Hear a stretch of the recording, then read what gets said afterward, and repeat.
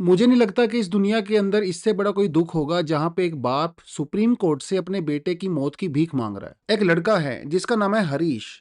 जब ये चंडीगढ़ के अंदर अपने कॉलेज में पढ़ा करता था ना, तो ये फोर्थ फ्लोर से नीचे गिर गया था और उसके बाद ये कोमा में चला गया और पिछले 13 सालों से लगातार कोमा में है। मेडिकल रिपोर्ट से ये पता चला है कि उस लड़के का जो ब्रेन है ना, वो लगभग 100% डैमेज हो चुका है और जिसकी रिकवरी का कोई भी चांस नहीं है। 2024 के अंदर उसके पेरेंट्स ने दिल्ली हाई कोर्ट के अंदर एक एप्लीकेशन डाली और ये कहा कि उसके बेटे को यूथनेसिया अलाउ किया जाए, मतलब उसको दुख से मुक्ति दे दी जाए।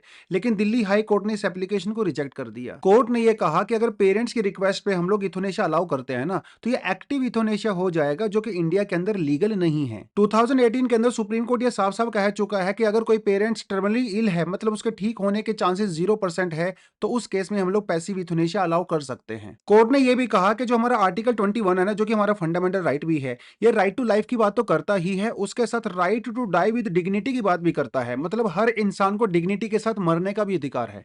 अब मामला जब सुप्रीम कोर्ट में गया है, तो सुप्रीम कोर्ट ने कहा है कि यार उस बच्चे की हालत को हम लोग ऐसे नहीं छोड़ सकते और supreme court will have to do something. देखिए, जो यूथनेशिया वाला टॉपिक है ना, एग्जाम के लिए वैसे भी बहुत इंपॉर्टेंट है, खासकर जीएस पेपर 4 में। तो यूथनेशिया दो तरह का होता है, एक्टिव और पैसिव। देखिए, एक्टिव यूथनेशिया के अंदर डॉक्टर कुछ ऐसा एक्शन लेते हैं जिससे उस पेशेंट की डायरेक्ट डेथ हो जाती है।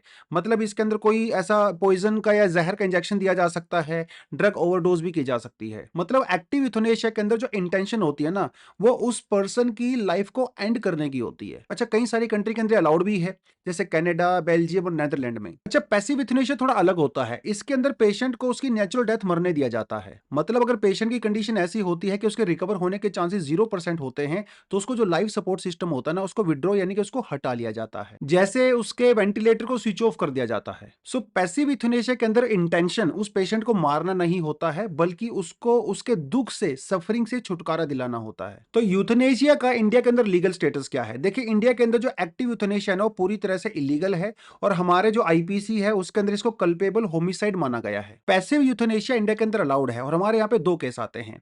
पहला केस आता है 2011 के अंदर, जिसे कहते हैं अरुणा शोम्बोक केस। यहाँ पे सुप्रीम कोर्ट ने कहा है कि भैया हाई कोर्ट के अप्रूवल के बाद पैसिव यूथनेशिया किया जा सकता है। दूसरा केस आता है 2018 के अंदर, जिसे कहा जाता है common cause versus union of India, जहां पे सुप्रीम कोर्ट ने अलाउ किया है, लेकिन कुछ कंडीशन के साथ। पहली कंडीशन ये होती है कि कम से कम आपको 2 मेडिकल बोर्ड बनाने पड़ेंगे, ये उस पेशेंट की कंडीशन को चेक करेंगे।